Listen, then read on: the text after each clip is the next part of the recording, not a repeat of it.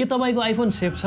एप्पलले भर्खर iOS 26.2 release गरेको छ र यो अपडेट नगरे तपाईको मोबाइल ह्याक पनि हुन सक्छ है। यो नर्मल अपडेट होइन। एप्पलले यो iOS 26.2 अपडेट चाहिँ स्पाइवेयर थ्रेटबाट बच्नको लागि निकालेको हो, ताकि ह्याकरहरूले तपाईको फोटोज, मेसेज अनि पर्सनल डाटाहरूको एक्सेस लिन नसकोस्। अनि यो बगहरू चाहिँ यो अपडेट गरेपछि फिक्स हुन्छ र यो अपडेट चाहिँ सेक्युरिटीको लागि मस्ट निड नै हो। सेक्युरिटीको साथसाथै यो अपडेटमा एप्पलले केही दामी फिचरहरू पनि ल्याएको छ। पहिला चाहिँ एयरड्रप गर्दाखेरि यतिकै गर्न मिल्थ्यो, तर अब चाहिँ पासकी चाहिन्छ है। यो सेक्युरिटीको लागि बेस्ट हो। अर्को हो लिक्विड ग्लास क्लक। लक स्क्रिनको क्लक अब ट्रान्सपेरेन्ट प्रिमियम लुकमा चेन्ज गर्न सकिन्छ। अनि अर्को हो पर्फर्मेन्स फिक्सेस। ओभरअल फोन चाहिँ स्मुथ अनि अलि फास्ट फिल हुन्छ। अनि धेरै जनाको जिज्ञासा के छ भने यो अपडेट गरेपछि मेरो क्यामेरा र ब्याट्रीमा चाहिँ केही फरक त पर्दैन नि? अपडेट पछि सुरुको 1-2 दिन ब्याट्री अलि चाँडै सकिन सक्छ, किनभने फोनले ब्याकग्राउन्डमा इन्डेक्सिङ गरिरहेको हुन्छ। तर त्यो नर्मल हो। 1-2 दिनपछि ब्याट्री फेरि नर्मल कन्डिसनमा आउँछ। अनि क्यामेरामा पनि सफ्टवेयर अप्टिमाइजेसनले गर्दा केही इस्यु देखिन सक्छ। तर डोन्ट वरी, मोबाइल रिस्टार्ट गरेपछि केही बेरमा नर्मल हुन्छ